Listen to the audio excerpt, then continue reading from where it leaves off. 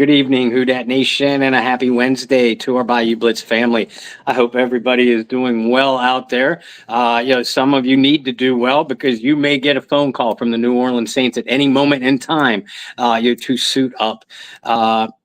Joining you tonight are your two game day decision your co-host to the Bayou Blitz. I am Bob Rose, and that I got it right. That First is time. Brendan Boylan. Yeah. See, you beat me to it because I was definitely gonna make a joke that says like we need to address the future of the podcast because Mhm. Bob Rose will be suiting up this week. But you beat me to the joke. You beat me to it. Well, and we're not having a pregame show tomorrow, right? Because of your scheduling conflicts. Yeah, I'm a popular guy. So I mean, there you go, folks. I warned you, in the during the show promos, that Brendan or I, might wind up on the injury report. We've already been ruled out for tomorrow's game. Yeah, so we will have your post game show regardless. Ready for you guys sometime Friday. Might not be right at Friday morning. It just depends, it's a late episode to record, but we will have some post game knowledge for you guys. Before we jump in, you guys know I like to be a gratitude person. So with that, I got a nice text and reminder from a mutual of ours, Thomas Manning, that today marks 4 years since the release of our documentary. Wow. So all of you guys that have watched and supported the Dancing Bulldogs over the last 4 years, through the release and award season, and players from that team going pro and coaches from that team leaving for other opportunities, we certainly appreciate it. So thanks for everybody who's showed support to the documentary so far.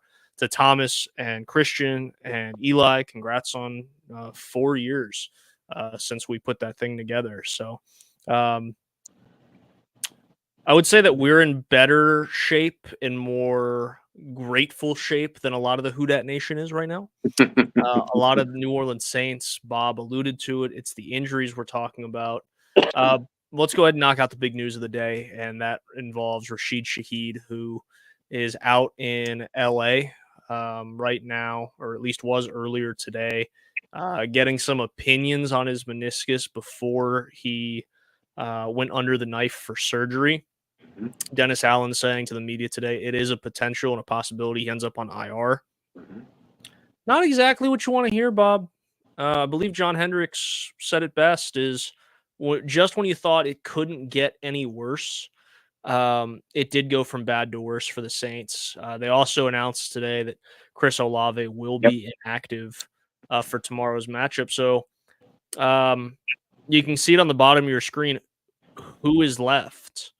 There's not a whole lot of guys left to play wide out. You're looking at Cedric Wilson, Bub Means, St. Brown, Mason Tipton. St. Brown's only if he gets elevated, which I'm sure at this point you kind of have to. On the practice squad, you do have Equifax credit report, St. Brown, Kevin Austin, and I stole that from our mutual friend Brian Bienemy. I can't take credit for it, but I love it. Good. I hadn't heard that one. That's good. But yeah, you got Equifax credit report, St. Brown, Kevin Austin, and the recently signed Dante Pettis on the practice squad. And you're right. Yeah, at least one of those guys, probably two, are going to be activated for tomorrow to join Bub Means, Mason Tipton, and Cedric Wilson, who I think in the process of stating that sentence has just dropped another pass.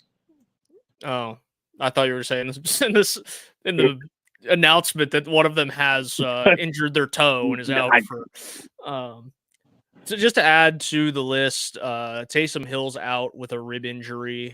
So anybody that was like, well, what about the tight ends? Well, Taysom Hill's going to miss time. Juwan Johnson healthy and showed some signs of life last week. Even though one of them was called back because of a penalty. Had the very first play of the game, the rollout by Spencer Rattler. Foster Moreau is going to be good to go. But along with the receivers, you still have question marks on the offensive line. Eric McCoy still out. Cesar Ruiz still out. Bob, this is a team that is limping their way to this mini bye. Hmm. I saw some stat that, like, it was some crazy number percentage of the team is on the injury report this week or on IR. 32%, and that's not counting the guys on injured reserve. So there you go. Like that's unbelievable. Teams get hit with injury bugs. The Saints got hit by an injury semi truck. Mhm. Like it's been brutal. And we talked about this before we went on, and you know, completely honest with you guys, didn't know how we really wanted to go about this show. I suggested we just keep this a safe space for Saints fans. So you guys drop some stuff into the comments. We'd love to chat about it. But there's a Mhm. lot to talk about. I mean, yeah, we could be the Debbie Downers and be, oh, they're 2-4 and this and that. But I do think there are some like larger things we could talk about Mhm. that are looming, whether it's regardless of what the result is tomorrow night. And one of those things is the injuries. And there's a couple things that sparked my concerns. And again, we've already talked about this, but we'll go through it for the people on air. The first was soft tissue injuries. I know DA had talked about that, trying to figure out like, well, why has there been so many soft tissue injuries? The second thing is you're seeing guys miss a lot more time for their injuries than other players on other teams in the league. Now, with all that, little asterisk note or little you know note on the bottom of your page is that's you got to kind of take that. It's like a catch-22 because severity of injury is much different. You could Mhm. say ankle sprain, but you could have like a grade 1 ankle sprain, a Yep. grade 2, or a grade 3. A lot of that stuff really isn't disclosed when you talk about injury reports without really diving into, the severity of injury with different team reporters and what have Mhm. you, beat writers. And the third thing is misdiagnosis, which maybe hasn't hit the Saints as hard this year, but you're seeing a lot of the initial prognosis is, oh, it's we'll use Shaheed as an example. The last couple of weeks we kind of knew Shaheed was working through some things, and then it's like, oh, he's gonna have surgery on his meniscus. Okay, that happens sometimes. Mhm. Sometimes, and being a former athlete yourself, you play through something, it feels a little funky, and you're like, it's just gradually getting worse. But it does make you kind of give the side eye to the medical staff and go, okay, like this isn't the first time we've seen this with players, and sometimes it's been a lot bigger of an issue. Sometimes it's been a smaller issue. The two names that came straight to my mind, Mike Thomas, right? And kind of the second and third reason, how long they were out and the misdiagnosis, then the jersey behind me of Delvin Bro, we know that story and how bad that really was. Um, but yeah, Bob, injuries. Obviously the story this week in terms of things you're looking at from a game perspective before we get to the other stories surrounding the game. But I genuinely have concerns with the medical staff and where some things stand. Because if this was like an isolated incident, I think I'd feel differently. Obviously, they've changed staff since Delvin Bro's time, which Mhm. was coming up on almost 10 years ago, which is insane to say out loud. And they've certainly made some changes since even last year with Michael Thomas. And if you really want to get to the pinpoint of Michael Thomas's injury in 2020, things have changed, but you're starting to see reoccurring themes, and I think that's a concern. Yeah, it is a concern, and I understand why a lot of Saints social media, Facebook and Twitter, wants to crucify the Saints medical staff right now. But you need to direct your fury in a little bit different way. Does the medical staff need evaluated? Yeah, I agree with you. I think that they do. Um, Add that to the laundry list or the growing laundry list of things, people, places, positions that need to be harshly reevaluated, certainly at season's end. But yeah, some of you guys are pointing the finger of blame at the medical staff for the injuries in general. That's where you need to redirect it. Brendan pointed out the severity of the longevity of some of these injuries and the initial misdiagnosis. That's where you need. That's why the medical staff needs to be evaluated. Now as far as the length of time, like Brendan said, and he and I talked at length about it before we went on the air. You all have to understand too that there are vastly different severities of injuries in a lot of cases, particularly knee injuries, hamstring injuries, ankle injuries, and shoulder injuries come to mind. Some of the others, a rib injury, as long as ribs aren't knocked out of place, a rib injury, oftentimes the player is told, hey, look, we'll flak jacket you up. If you can tolerate the pain, we'll shoot you up and you can go out and play. That's up to the individual player's pain tolerance. But again, a lot of you guys are blaming them for the injuries in general. I mean, that's frankly kind of foolish. First of all, knee injuries, concussions, rib injuries, any impact injury, or impact injuries or ligament tears.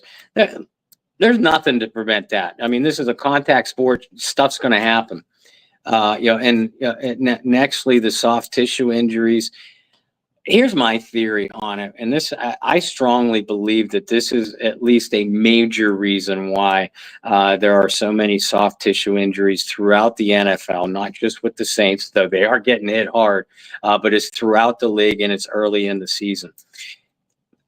These guys most of them keep themselves in great shape throughout the year, but a lot of them play very little, if at all, in the preseason. Well, folks, there's a big difference between being in shape and game speed shape. And any of you guys who have played this sport or a sport like it, exactly what I'm talking about.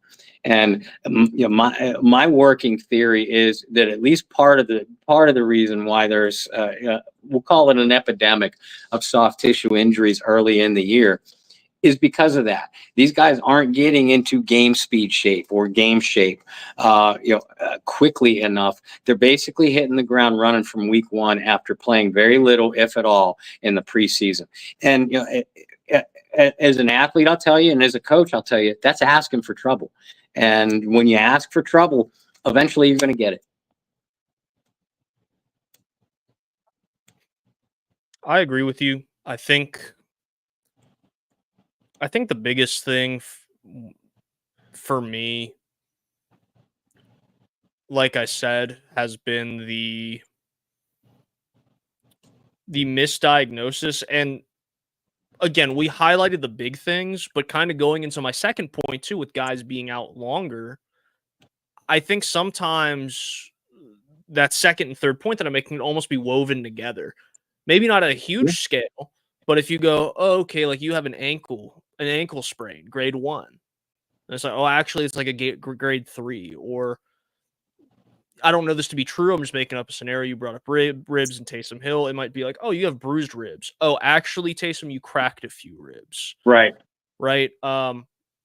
Ryan Ramczyk was one of the bigger names that I forgot to even mention. But remember, there was a lot of, well, he's not progressing the way we had hoped, but we don't know. And now we're talking about potentially career ending and the way it's looking, right?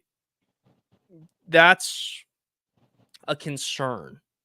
Yep. At some point, yes, you can't blame everything on the medical staff. But at some point, you're going to have to kind of go, well, maybe we need to audit these guys a little bit. Maybe we need to take a closer look into some of this because it is concerning.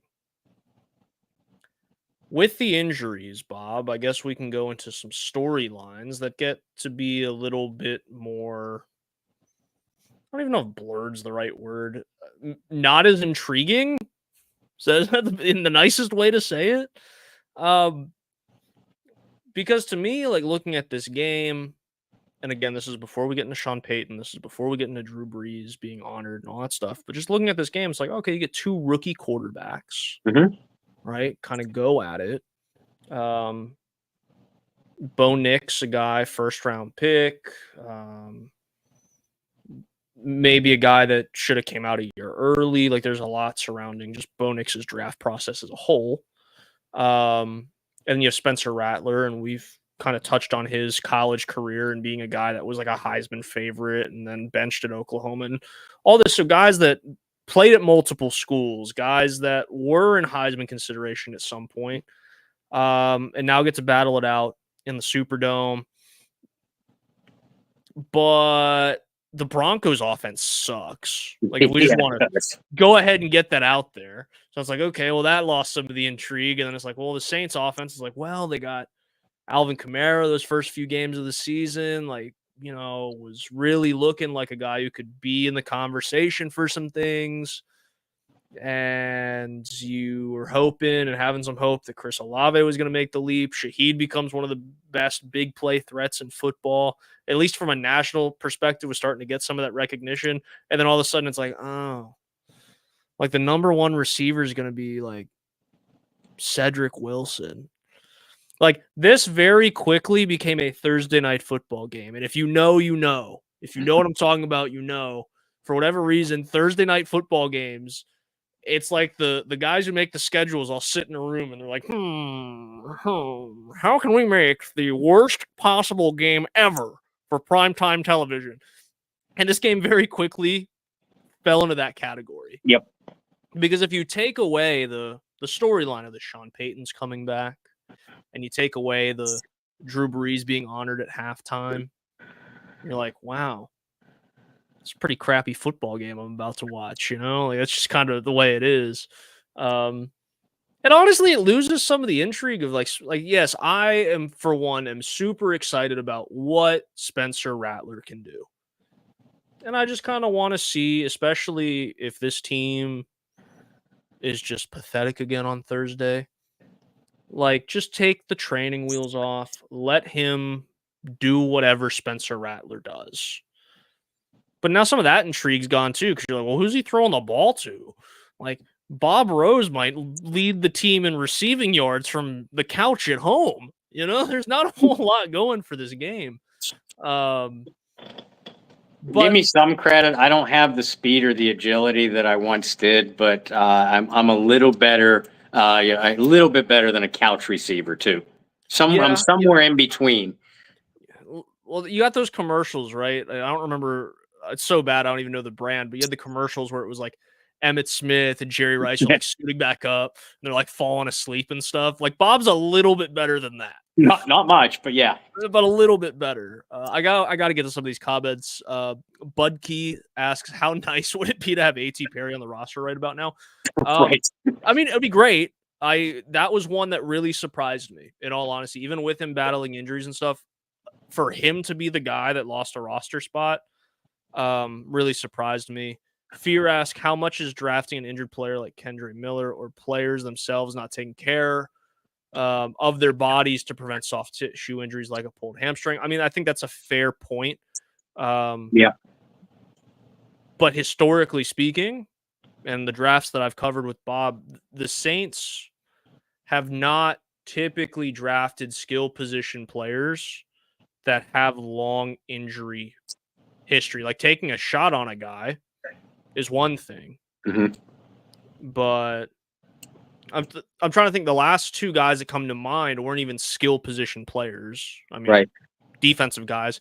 Hioliki Kaha was a guy who had an injury history. Alex Anzalone was a guy who had an injury history. Peyton Turner had one too. Peyton Turner. So a lot of defensive side of the ball. I'd be interested if Kendrick's like. I said this last week, and maybe I just sound like a broken record. Like, if there's a week for Kendre Miller to play, like, I think this is fine. Like, this is more so the week because there's no other offensive options. Seriously. Like, split Alvin out. Let him be another receiver. Let Kendre be, like, whatever combo you want. Like, we didn't even talk about this because of how much of a rant of rage I think the post-game show was. Like Jordan Mims was getting snaps over Jamal Williams. Like at some point, you're really looking at Kendra and going, "Hey man, you ready? Like we need you. You ready now?" Yeah. And this is kind of one of those games where it's like, okay, Kendra, like if you are even 85%, that was a really random number to pick, 85. Why'd I pick that number? I don't know. But if you're remotely close, we just need you to suit up and be available just in case. Let's see. Fear continues. Roster management practice squad has been an issue too. DJ says, I would like to see Rattler with his first string offensive line. He has a better arm than Carr. I think that's interesting. I think the arm talent, big difference. Arm talent is better than Derek Carr. But you know who had better arm talent than some of the best players we've ever seen in terms of coming out of college? Jamarcus Russell. I will never forget that video of him chucking the ball, like 70, 80 yards from his knees. And you're like, oh my God, that's incredible. But it doesn't mean anything. Well, and listen, Derek Carr's arm, Derek Carr's arm is not a problem. He can make all the NFL throws. Derek Carr's decision making and how rapid he goes through his progressions and pulls that trigger, that's what's always been the problem. And what was Spencer Rattler's issue in college? Holding on to the ball too long, trying to wait for a big play to develop, or trusting that arm too much, the gunslinger mentality, which typically I love. It results in a lot of big plays, but it also results in a lot of big plays for the defense too. So on a night like we're probably going to see tomorrow, is Spencer Rattler, as that game progresses, if it starts to circle the drain like it did for the Saints in the second half against the Buccaneers, is Spencer Rattler going to take some unnecessary chances? I doubt the coaches ask him or will put him in a position to take unnecessary chances, but is Rattler going to do it on his own? The term is hero ball. It's something Jameis Winston was always guilty of. So it's one of many things that I'm very interested to see out of Spencer tomorrow evening. But see, one of the things that made Jameis really intriguing, especially when he became the starting quarterback in New Orleans, kind of similar to Spencer Rattler, is I'd rather see chances taken than really conservative football. And that played more to the last 2 years, at least the first few games of this year. I didn't really see conservative football. So great, cool. I'm with you, DJ. I would like to see Rattler. It's like the Madden thing, right? Like if I could just put Rattler in Madden and have him behind the starting offensive line, like it'd be a lot of fun. But that's just not the reality of the situation. Mm-hmm. Budke continues, why is Holker the invisible man so far this season? Because he's like the third or fourth tight end on the roster. Like I don't. Mm-hmm. Yes. Now one of the handful of plays that Spencer Rattler left out on the field, and we talked about this in our pro game. Yeah, wide open. So with the receiver issues, I wouldn't be surprised to see Dallin get a couple looks, on Thursday night. Plus, that's a player that Sean Payton is not familiar upon. Sean Payton is familiar with a lot of this roster. Some of the players coming at him tomorrow: Bub Means, Cedric Wilson, Mason Tipton, Dallin Holker, Kendre Miller, if he suits up. Sean is not familiar with their tendencies, so there's something there. I'm not going to call them secret weapons. But I'm interested to see if Clint Kubiak has something up his sleeve with any or all of those guys. Sounds good. Before we get any further, guys, just a reminder, it is the greatest time of year. Again, football is back, and it's here to stay until February. Win up to 1,000 times your money by just choosing higher or lower on your favorite player statistics like touchdowns, passing yards, rushing yards, etc. Bob, you and I missed by 5 yards last week. That one hurts. It always hurts when it's a low number. You'd almost want to have none of your pick'em entry hit. Yeah. But we missed by 5 yards, and so we're gonna go ahead and throw one together now for everyone. But before we do that, just a reminder, guys, making picks on Underdog is straightforward, and signing up is even easier. Just head over to Underdog's simple-to-use mobile app or UnderdogFantasy.com. Sign up with our promo code, Bayou Blitz. Underdog's going to give you a free pick to use on that first cash pick'em entry, plus up to $1,000 in bonus cash when you deposit. That's Underdog Fantasy, promo code Bayou Blitz to claim your new customer special of a free pick and your deposit offer. Remember, you must be 18 or older, 19 or older in Alabama and Nebraska, 19 or older in Colorado for some games, 21 or older in Massachusetts and Arizona. You also have to be present in a state where Underdog Fantasy operates. Terms apply, void in Colorado. And if you're concerned with your play, call 1-800-GAMBLER or visit www.ncpgambling.org. If you're in Arizona, call 1-800-NEXT-STEP or text NEXT-STEP to 53342. And lastly, if you're in New York, you can always call the 24/7 Hope line at 1-877-8-HOPENY or text HOPENY. Bob, this is an interesting one because of all of the injuries, right? If we're going just this game, it makes it a little complex. So I have my trusty Underdog Fantasy mobile app up, and we're going to look at some of these projections and try to help you guys out. I just talked about the quarterbacks and how that might be the most intriguing thing. I think that's also like the scariest picks to make in terms of higher Yeah. or lower. But I'm going to start with Spencer Rattler instead of Bo Nix. Spencer Rattler, higher or lower than 184.5 passing yards? I mean, He threw over 200 last week. right. But Wow. there's no receivers. Exactly. I mean, yeah, who the hell is he going to throw to? Bob Rose. Yeah. I mean, I'll go out on this limb. I think Alvin Kamara is going to break a big play as a receiver. So that might help it. And I think Bub Means, I could see Bub Means, and Juwan Johnson having decent days. But Brendan, I mean, I'm going to leave this in your capable hands because I really don't know. I don't know. I don't feel good about the pick of going higher.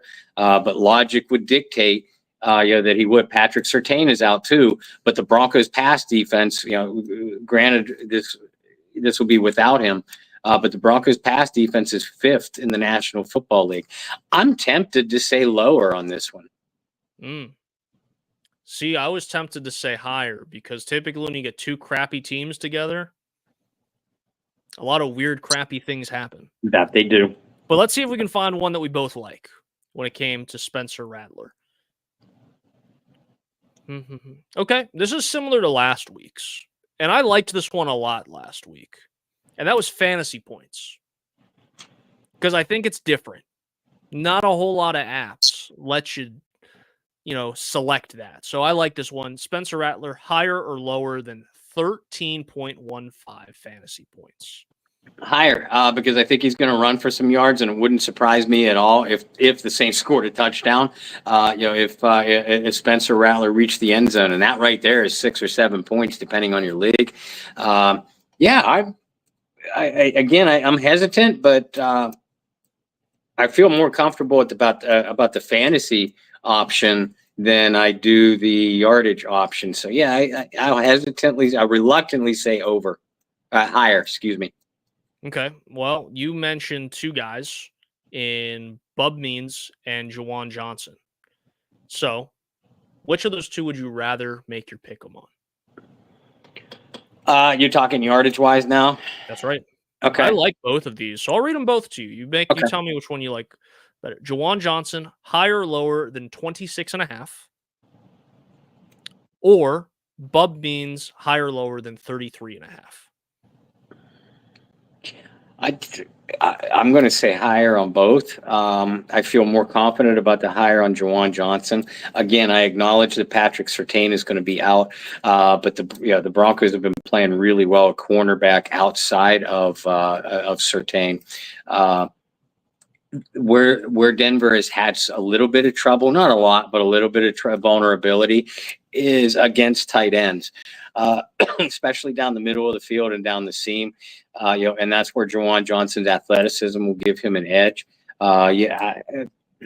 I feel fairly confident and higher on both Bub Means' total and Jawan Johnson's total. I feel more confident in Jawan's total. We're gonna go with that one. All right, let's get a little weird. So remember, on Underdog, you do have to make a selection of the opposing team. So this is the one I have for you. Bo Nix. It's a terrible Denver offense.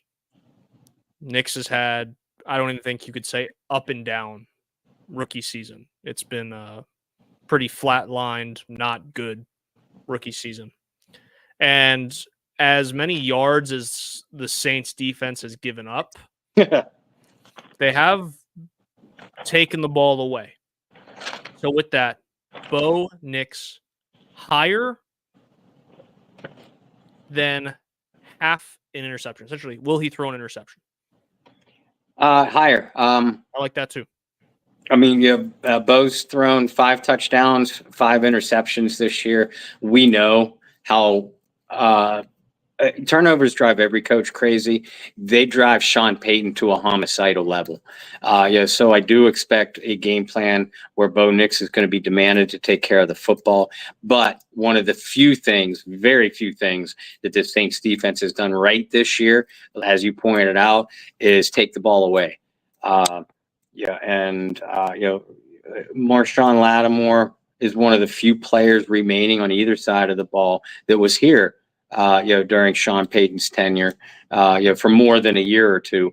I can see Marshawn being tested, and him coming up with a big play. Paulson Adebo is always good. He'll give up 2 big plays. He'll make 1 big play. So, yeah, I'm going to go higher. I think Bo throws at least 1 interception. If the Saints stand a chance in general, this defense needs to not only wake the F up, yardage wise, but get probably 2, 3, maybe more turnovers. But I think they get at least 1. And finally, we have to conclude with Alvin Kamara because we've thrown him into every single pick'em so far this year. So we got to keep the tradition alive. There's some I like and some I don't. They're finally starting to listen to me on the projection for receiving yards. I also think it's the fact that there's no receivers left. Right. His higher or lower for receiving yards is 35.5. I don't know if I love that. So I'm going to throw some other ones at you and you just tell me when to stop, okay? Higher or lower than 68.5 rushing yards. I don't know if I love that either. Higher or lower than 108.5 scrimmage yards. Higher or lower than 16.5 rushing attempts. Higher than 4.5 receptions. Some of these I just don't like. I don't like most of them. I haven't found one I really like yet. Well, and I just got done going out on a limb and saying that I predicted that I predicted Alvin Kamara will have a big play as a receiver. So that might take you, to your higher than your 35 receiving yards. Well, then I have one for you. Just to cut you off real quick. Longest reception, higher, lower, 14.5 yards. That one I don't mind. Because you just said big play as a receiver. I think big plays are typically 20 yards or higher. That gets you where you'll want to be. Do you want to take that one, his longest reception, to be at least 15 yards? Yeah, I mean, I'm okay with that. I was okay with the higher or lower than, would you say, 4.5 receptions. I think if Alvin doesn't get a big play, we both know that there's not too many other people that players for Spencer Rattler to target. So I could see Alvin having a Darren Sproles stat line too of 8 receptions for 10 yards or something like that. Which would you rather have, Bob? It's up to you. I took the Spencer Rattler one, so you can take the Alvin Kamara one. Give me the higher than 14 yards receiving, 14 yards reception play. Okay. All right. Is that reception or is that play from scrimmage? Longest reception. Okay. I still like it. Okay. So then the big one is, do we want to standard it or flex it? Last week we went with the standard. Typically we've gone with the flex. Do you feel confident all 4 of these? No. Good answer. We're going to flex it. We're going to flex it. All right, so if we get 4 correct, our multiplier is 4.36. If we get 3 correct, it is 1.22. So 3 correct gets us a little bit more than our deposits. 4 correct would just over 4 times our deposits. Are we happy there? Sure. You're like, yeah, man, whatever, dude. I mean, after last week's performance, and a couple weeks prior to that, we had another abysmal one. I was waiting for guys with crooked noses to knock on my door. So yeah, I mean, if we come out even a little bit ahead, that's a major victory for us.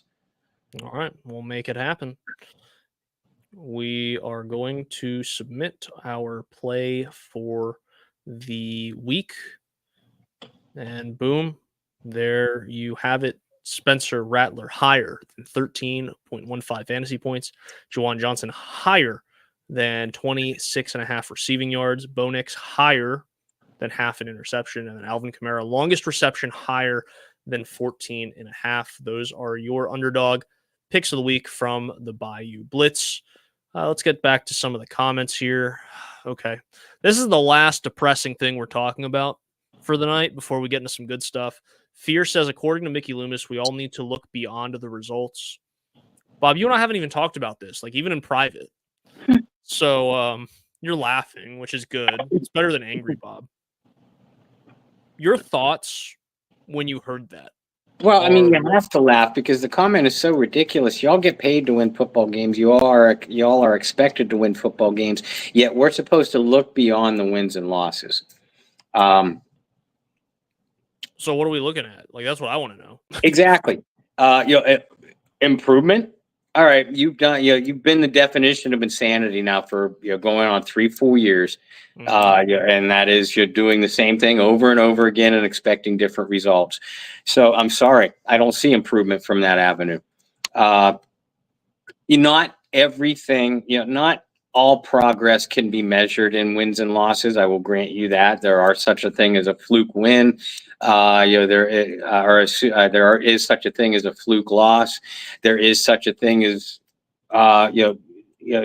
doing it with mirrors or being frauds and pulling in a lucky win. Look at the Minnesota Vikings.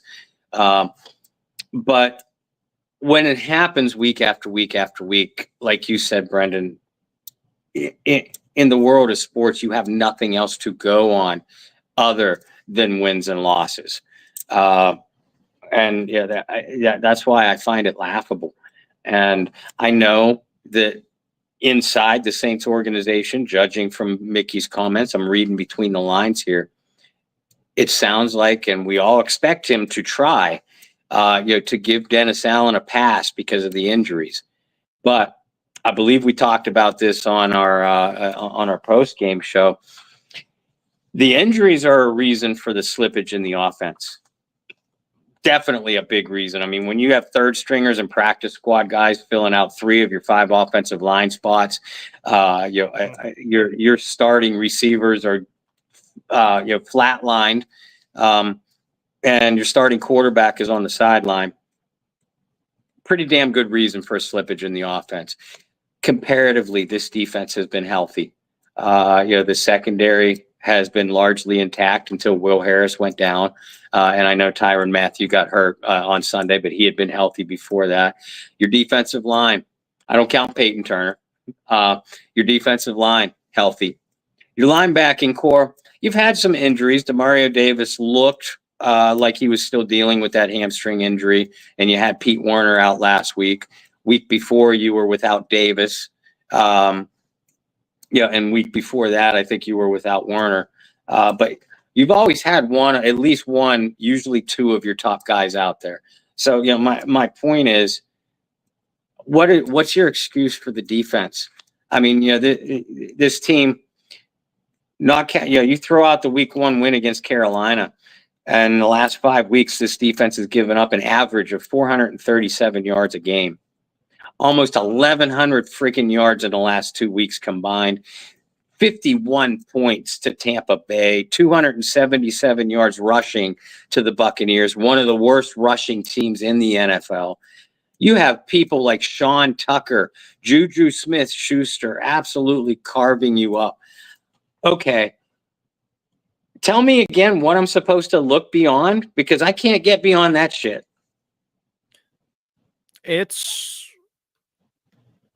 You said laughable. I was trying to think of another adjective. That is appropriate, of course, for the show. But it's bad. Like, I couldn't imagine, and this is what I like to do, so I'll make this comparison. If you guys have hung out with us before, you guys know I like to make real world comparisons. Could you imagine being at your job, whatever your job is? In this case, imagine you work in an office job. Imagine you're a salesperson, and sales are down like tremendously, right? 2 years ago, you guys were doing, I'm just making up even numbers at this point. 2 years ago, your business did $10 million in sales, right? Flying high, looking good. You even have the company Christmas party. You're doing so good, right? And in the last 2 or 3 years, those numbers have kind of slipped down. It was like $7 million. Now it's like $5 million. And your boss finally pulls you in and goes, you know what? Like, we're at half the numbers we were 2 or 3 years ago. You know what would happen if I went to my boss and was like, yeah, but you got to look beyond those numbers. Got to look beyond the results, man. Got to do that. I would be pink slipped so quick, so fast. Well, yeah. And yeah, a sales job is a great analogy. And you've been in sales, I've been in sales. Imagine selling at less than 40% of your goal for almost 3 years. You ain't going to have a job. You just aren't. You can use all the excuses in the book. Oh, yeah, I'm having problems at home. I haven't been feeling well. The kid stole my car and wrecked it. My parents are saying, you can have your laundry list of excuses. You sell at a 40% clip for 3 years, you ain't going to have a job. I use 40% because guess what? Dennis Allen's winning percentage is as coach of the New Orleans Saints, right around 40%. And I'm sure his winning percentage, including his time with the Raiders, is just that's about 28%. I might be a little off. If you took the average, it's like 35%. Mm-hmm. Yeah, that would be atrocious. So let's move on to happy things. Oh, well, DJ threw that in there, so maybe. I don't want to read into that yet, DJ. I appreciate the question. If they let DA go, who would you bring in? Like, I appreciate that, but we'll answer that when we get there. Yeah, it's too early. And he did ask if Spencer starts winning, and Carr gets healthy, who do you put in? We know the answer to that. Carr's getting his job back regardless.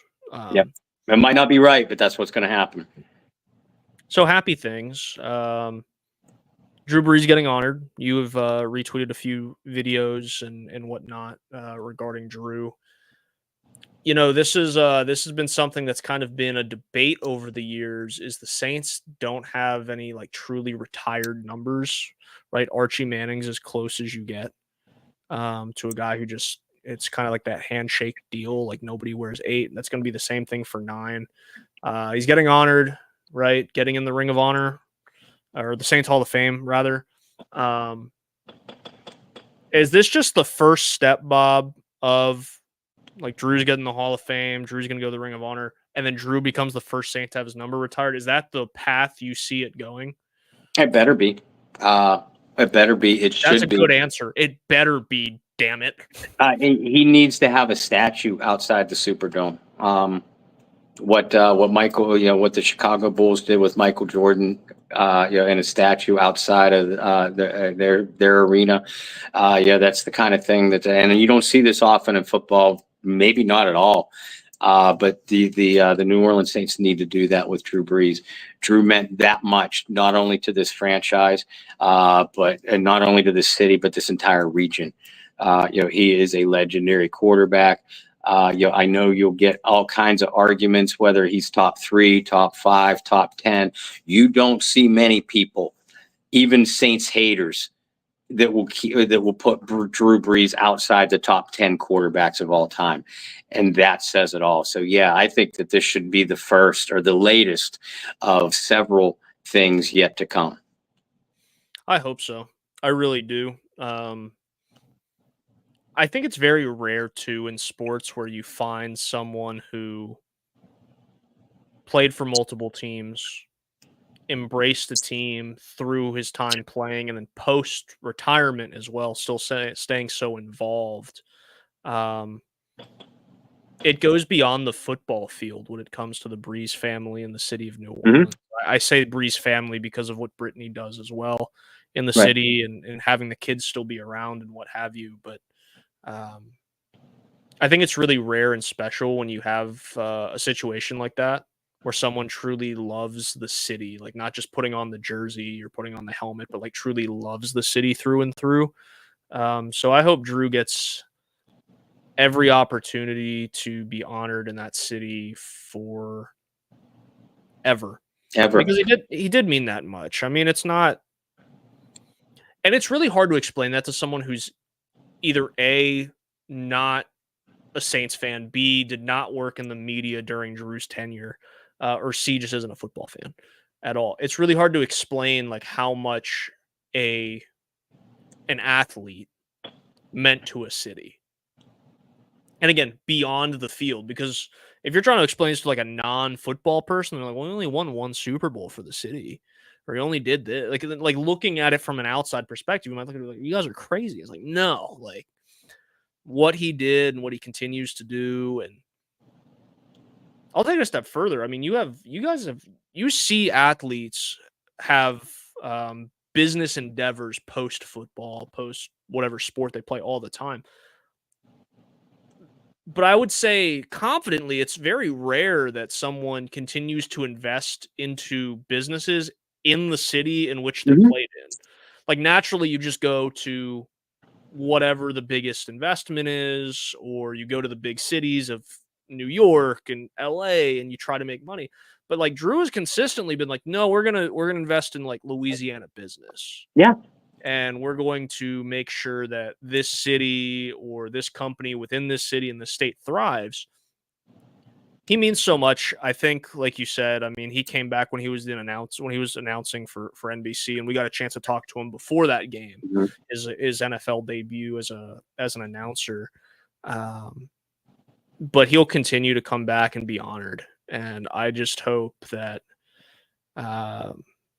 And I know that the Superdome is going to do right by him. And I've always said, and you've said, and I even know John Hendricks has really said this, for being he was there in an empty Superdome for Drew's last game, and throughout that whole season, like in the conversations I've had with John, and you've had with John, and John has put out there for the world as well, is that it was kind of this eerie, weird thing that Drew's goodbye tour was in front of no one.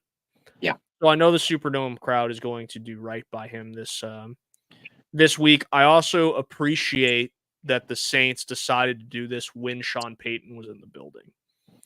Not to, get one over on Sean and not make it about him, but because of the relationship that Drew and Sean had, to be able to make that happen, I think was very smart and very, very well done by the Saints for planning it out that way, which kind of segues us into Sean Payton's return.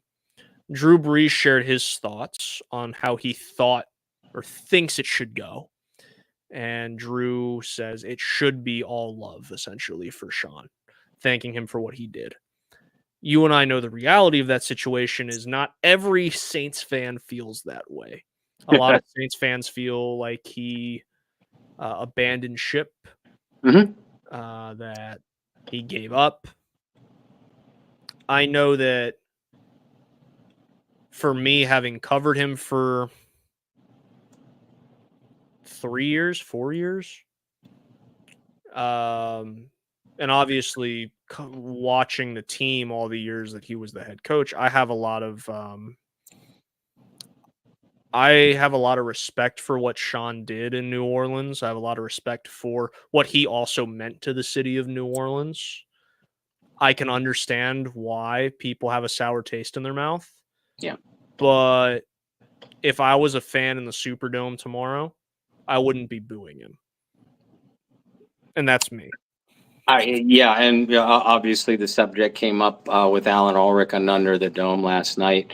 And I said the same thing. I said, if I'm sitting in the stands tomorrow night, I stand and I cheer. And I think that Sean Payton, he will never get it, but I think that Sean Payton deserves just as much love and adoration from this city as what Drew Brees does, if not just as much, then damn close. He'll never get it because of the way he left. And that's why a lot of you guys have turned on him. I think that's wrong.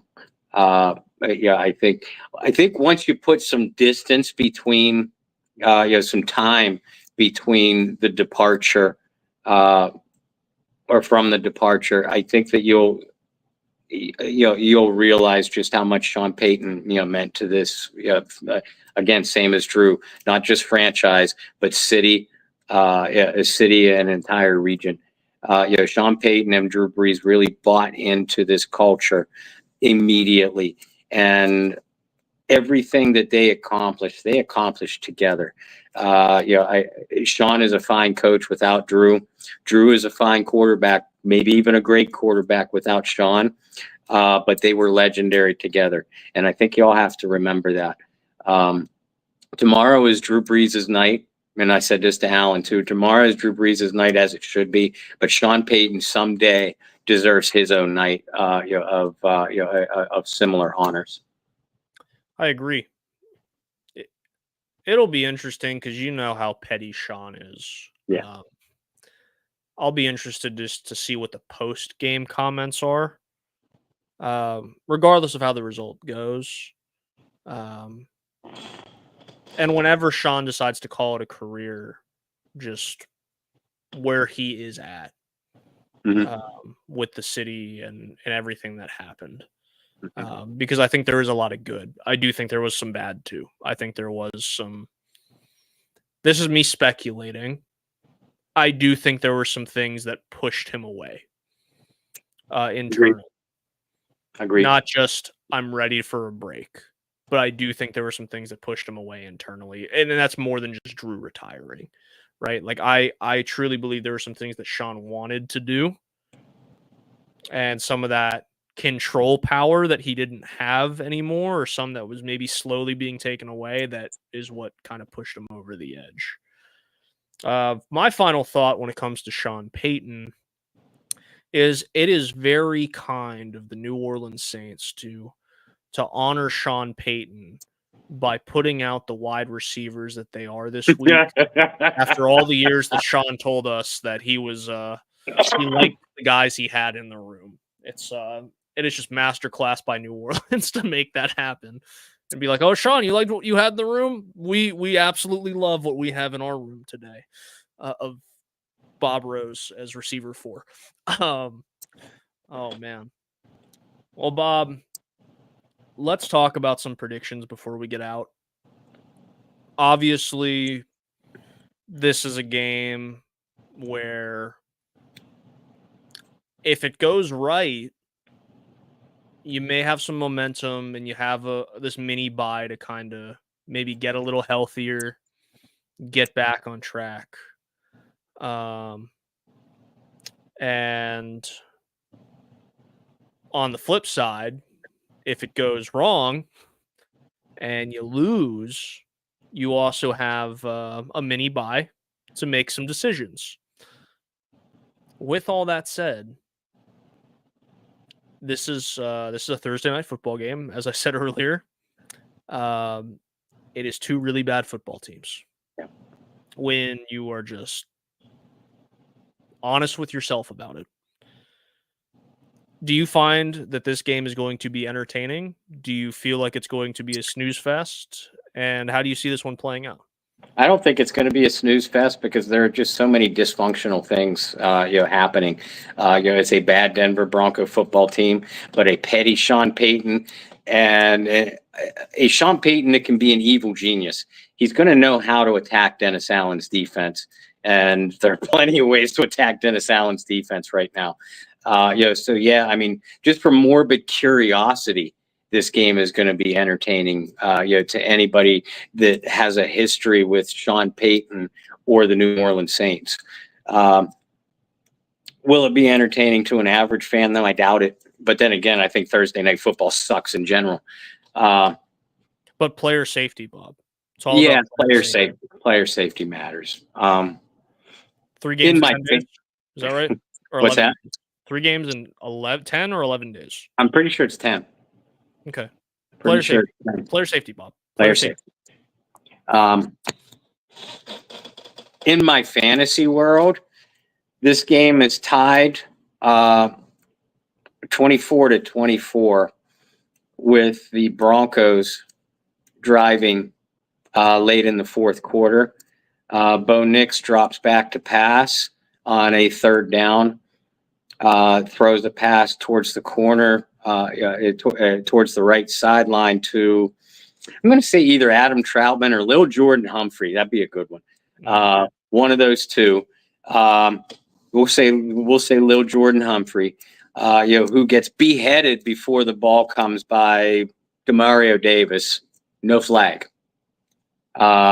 Will Lutz, former Bronco, lines up to kick a field goal. The field goal is blocked by Paulson Adebo, and picked up and run back by Peyton. No, field goal is blocked by Peyton Turner, a controversial Sean Payton draft pick, and picked up and run back by the latest whipping boy for Saints fans, Paulson Adebo. In my fantasy world, that's how this game is won. And just for you fans of the 2016 team that got screwed out of a Will Lutz blocked extra point against the Broncos that was run back by Will Parks for 2 points. Will Parks clearly stepped out of bounds. We're going to say Paulson Adebo steps out of bounds on the return, not called. Saints win the game. I was waiting for you to say that. Like, 'cause I was going to ask, is Paulson Adebo wearing white cleats and steps out of bounds, but white on white so they can't tell? Okay. Yeah. But that's my fantasy world. The reality is, I think that this could be a rough night for Spencer Rattler. Again, no weapons to throw to. Very good defense going up against very aggressive defensive coordinator in Vance Joseph. And as talented as Dennis Allen's defense is, I think it's going to continue to be Dennis Allen's defense. I think the Broncos win this one by a score of 20-13, and the only reason it's not bigger is because it's a bad Broncos team. So I'd like to keep confidence that the Saints can win football games, but it's been really hard, especially after last week's performance, especially with the laundry list of injuries. No, we haven't been calling it a laundry list, a Walmart receipt list of injuries to the Saints. I know, and I guess I'll get this off my plate now. It's the end of the podcast. So if you've made it this far, congratulations. You're going to get my 2 cents that you didn't ask for. I guess you did. If you're listening to the podcast, you literally are asking for our 2 cents. Yeah. So here is your extra 2 cents. Regardless of how you feel about Dennis Allen, I think Bob and I have both made it pretty clear how we feel about DA and how we feel about whether or not he should be the coach moving forward. I think it's really dumb, some of the fans that are coming in here and saying, oh, I hope that the Broncos demolish the Saints in the Superdome to get DA fired. I've never understood rooting against your team. Yeah. Ever. Right? At the end of the day, you and I, Bob, have covered some very successful Saints teams. We've also covered some really pathetic and pitiful Saints teams. But through all of that, we've always hoped that the Saints win games. We've always hoped that the Saints are successful, and we've always hoped to eventually cover a team that lifts the Lombardi Trophy, right? I think that still should be the hope for analysts, for fans, for whoever, right? So naturally, I don't want to see the Saints be pitiful. I would love to see Spencer Rattler have the game of his life, in front of nobody receivers, in front of a quarterback who had a Hall of Fame career, making nobody receivers somebody. Right? I think that would be awesome. Do I think that's realistically going to happen? Probably not. Do I see Alvin Kamara mentally checking out of this game a little early, potentially? Maybe. He kind of did last week. We didn't talk about that either.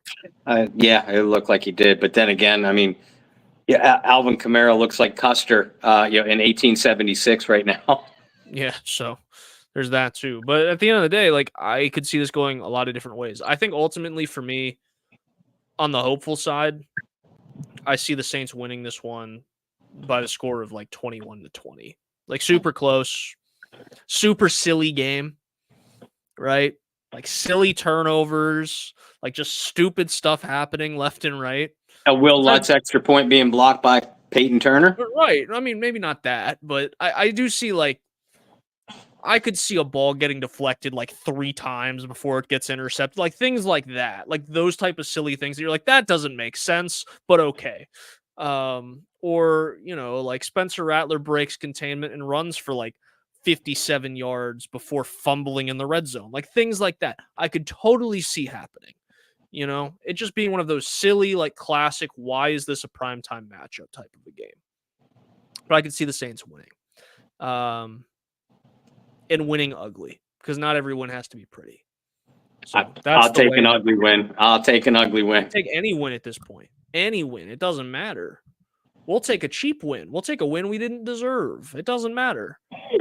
So with all that, like I said, I'll take the Saints 21-20. Bob, you got some articles that are come out before kickoff tomorrow. Again, we will not have a pregame show, but we'll have a postgame show for you guys that you guys can find wherever you find your pods, Apple, Spotify, etc. But in the meantime, Bob, where can people find you and your work? Well, first of all, and Shireen, if you're watching, I apologize. We didn't get this done earlier.